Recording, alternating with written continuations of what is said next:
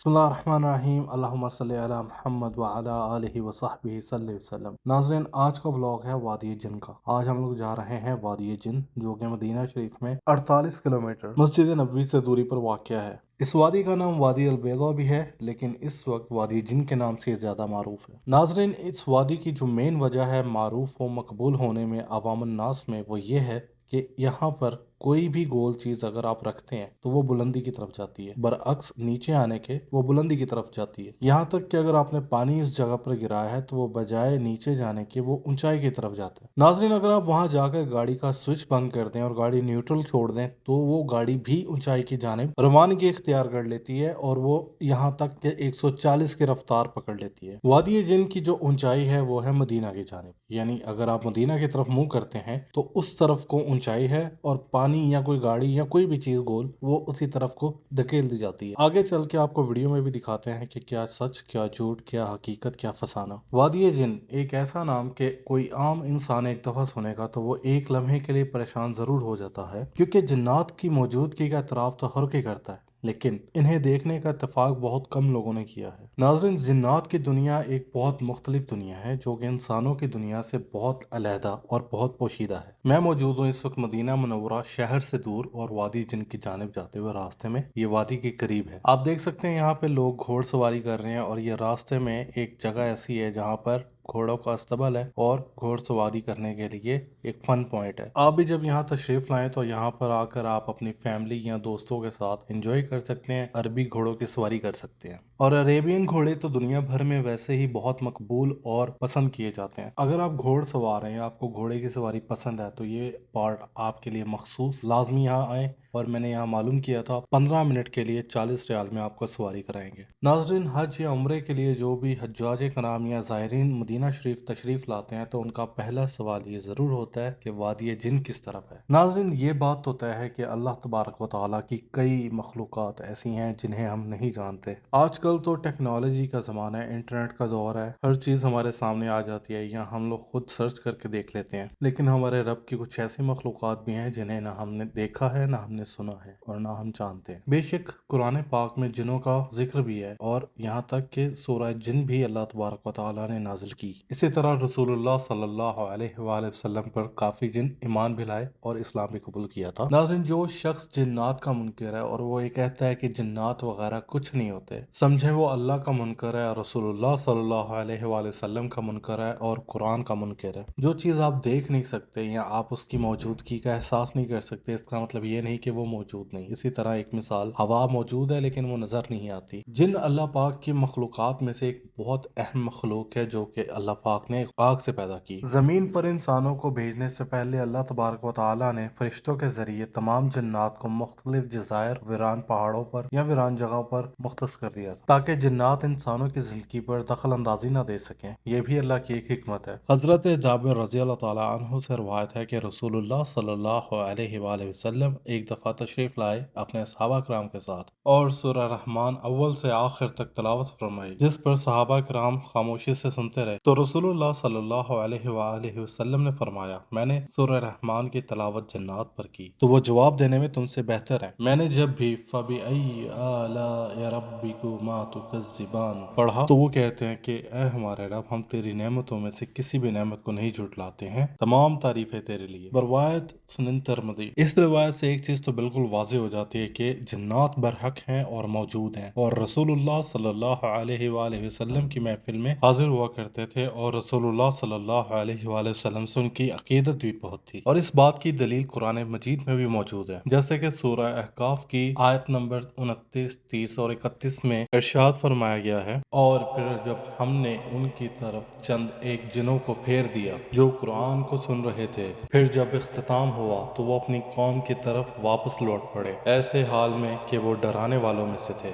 اس آیت کے شان نزول کے بارے میں فرمایا کہ جب طائف کے سفر سے واپسی پر حضور اقدس صلی اللہ علیہ وآلہ وسلم ایک کھجور کے باغ میں تہجد میں تلاوت فرما رہے تھے کہ چند دنوں سے آپ کی تلاوت سنی، اور ہم نے اپنی قوم میں جا کر آپ کا ذکر کیا کہ ہم نے حضرت موسیٰ علیہ السلام کی کتاب کی جیسا ایک کلام سنا، اور پھر یہ جنات بھی آپ صلی اللہ علیہ وآلہ وسلم کی ذات پر ایمان لے آئے۔ ناظرین، جیسے جیسے ہم لوگ وادی جن کے قریب بڑھ رہے ہیں، راستے میں مزید پکنک پوائنٹ بھی نظر آتے جا رہے ہیں ہمیں۔ ایک علیحدہ سے ایک اور پکنک پوائنٹ تھا جہاں پہ یہ اور ایک گھوڑا تھا، یہ چھوٹا سا گھوڑا، پتہ نہیں خچر ہے یا گھوڑا ہے۔ یہاں آپ کو اور گھوڑے بھی مل جائیں گے، اونٹ بھی نظر آئیں گے، اور 4 ویلر بائک بھی ہے جو آپ چلا سکتے ہیں۔ وادی جن کے متعلقہ کافی ساری روایتیں، کافی کہانیاں منسوب کی جاتی ہیں، جن میں سے ایک یہ بھی ہے کہ کہا جاتا ہے وادی جن کے قریب ایک بستی تھی جہاں پر ایک اونٹنی رہا کرتی تھی، تو جب رسول اللہ صلی اللہ علیہ وآلہ وسلم کا یہاں سے گزر ہوا تو اس اونٹنی نے رسول اللہ صلی اللہ علیہ وآلہ وسلم سے شکایت لگائی کہ حضور، میرا مالک جو ہے وہ بہت ظالم ہے، مجھے بہت مارتا پیٹتا ہے۔ تو نبی کریم صلی اللہ علیہ وآلہ وسلم نے اسے حکم دیا کہ اپنی اونٹنی کے ساتھ ظلم نہ کرو، اسے وقت پر کھانا دیا کرو۔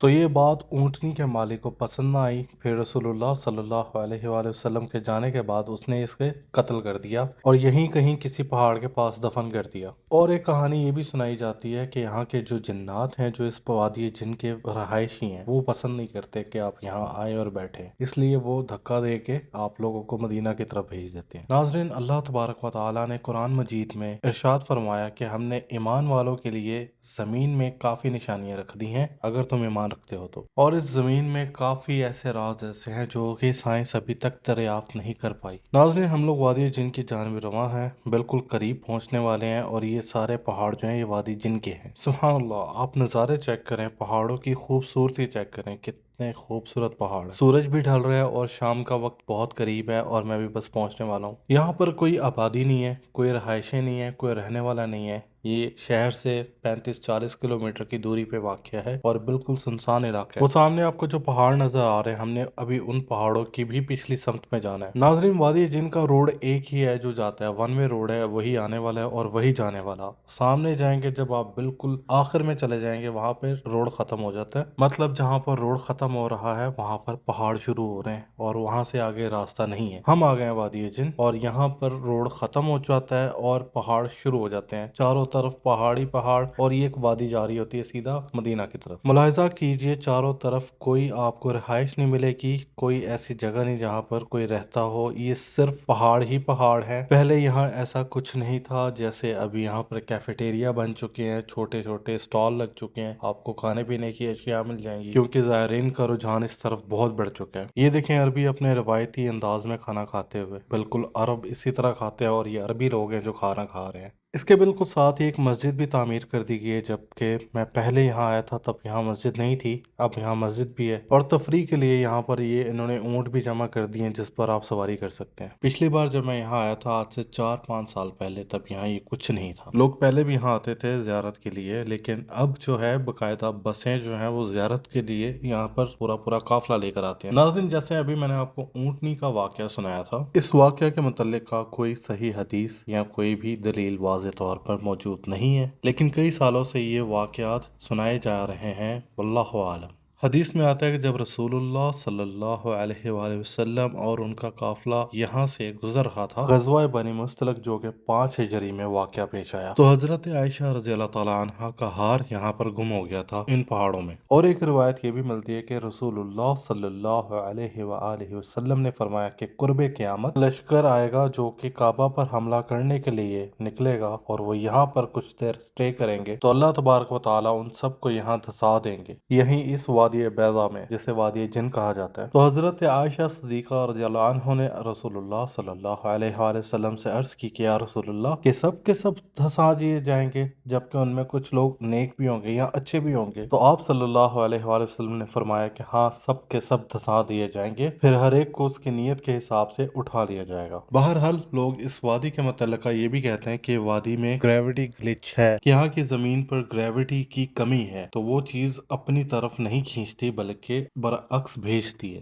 اور کچھ کا یقین یہ ہے کہ یہ زمین دکھ تو رہی ہے کہ اونچائی کی طرف ہے، لیکن یہ صرف آنکھوں کا ایک دھوکہ ہے۔ یہ جگہ اس لیے بھی مقدس ہے کہ یہاں سے رسول اللہ صلی اللہ علیہ وآلہ وسلم کا گزر ہوا، اور یہ وادی مدینہ کی وادیوں میں سے ایک وادی ہے۔ یہاں آپ دیکھیں، ایک شخص وادی جن میں مسجد میں نماز پڑھ رہے ہیں، اور مغرب کا وقت بھی بہت قریب ہے۔ ابھی تھوڑی دیر میں آپ کو دکھاتے ہیں کہ گاڑی خود بخود کیسے چلتی ہے۔ ابھی آپ کو نیچے جا کے مسجد قریب سے دکھاتے ہیں، اور اس مسجد کو بالکل پرانی طرز پہ تعمیر کیا گیا ہے۔ جس کی ابھی چھت بھی نہیں لگائی گئی۔ غالباً مکمل تیار کرنے پر اسے ایک خیمے کی شکل دی جائے گی، جیسے کہ چھت کپڑے کی لگ رہی ہے مجھے۔ مکہ مکرمہ اور مدینہ منورہ کے جو کبوتر ہیں وہ تو بڑے ہی خوش نصیب کبوتر ہیں کہ وہ حرمین کے پاس رہتے ہیں، اور ماشاءاللہ ان کو 24 گھنٹے دانہ دستیاب ہے۔ میری آپ سے گزارش ہے کہ جب بھی آپ کسی زیارت پہ جائیں تو وہاں پہ بلیاں بھی ہوتی ہیں، اور اگر کسی سنسان وادی میں جا رہے ہیں، اس طرح کے مناظر آپ دیکھنے کے شوق رکھتے ہیں، تو راستے میں اللہ کی کافی ساری ایسی مخلوق ہے جو گوشت خور ہے، ان کو گوشت کھانا ہوتا ہے۔ مثال کے طور پہ جبل ملائکہ، بیر روحا،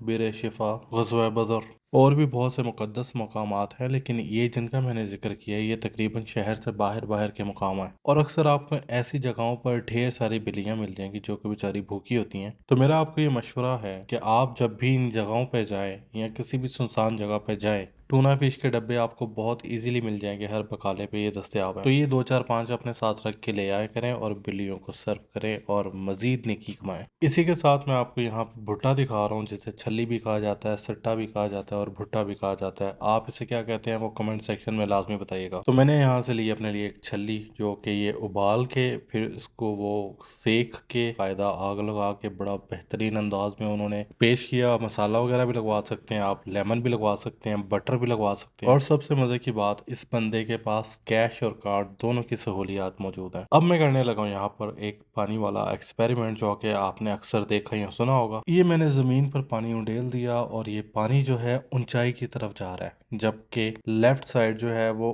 نیچے ہے اور رائٹ سائڈ جو ہے وہ اونچی ہے، لیکن دیکھیں آپ خود دیکھ رہے ہیں یہ اونچی ہے اور اس طرف جا رہا ہے، بالکل پانی اونچائی کی طرف جاتا جا رہا ہے، رکتا نہیں ہے۔ یہاں پر آپ کوئی بھی چیز پھینکیں گے تو یہ اونچائی کی طرف ہی جائے گا۔ اور اب میں آپ کو اس کے ساتھ ساتھ گاڑی والا تجربہ بھی دکھاتا ہوں۔ ناظرین یہ کیا ہے میں نہیں جانتا، یہ اللہ تبارک و تعالیٰ کی شان ہے، اسے آپ ایلیوژن کہہ سکتے ہیں یا اسے آپ کچھ بھی کہہ لیں، لیکن یہ اللہ کی ایک بہت بڑی نشانی ہے۔ یہ دیکھیے پانی نان سٹاپ جاتا جا رہا ہے، جب تک یہ جذب نہیں ہو جاتا زمین میں تب تک یہ چلتا رہتا ہے۔ اور اس کے ساتھ ساتھ اب میں آپ کو گاڑی والا تجربہ دکھاتا ہوں۔ یہ دیکھیے گاڑی رکھی نیوٹرل اور یہ بالکل زیرو پہ کھڑی ہوئی ہے، میں نے بریک پکڑی ہوئی ہے، اب میں بریک چھوڑ دوں گا، گاڑی خود بخود چلنا سٹارٹ ہو جائے گی، اور آہستہ آہستہ یہ رفتار اتنی پکڑ لیتی ہے کہ آپ کو گاڑی کنٹرول کرنے کے لیے بریک لگانا پڑ جاتی ہے اور دونوں ہاتھوں سے اسٹیئرنگ پکڑنا پڑتا ہے۔ ابھی تک گاڑی سلو چل رہی ہے، ابھی اتنی سپیڈ نہیں پکڑی، لیکن یہ رفتہ رفتہ تیز ہو رہی ہے۔ دیکھیے 10 کی سپیڈ پر ہم لوگ آلریڈی پہنچ چکے ہیں،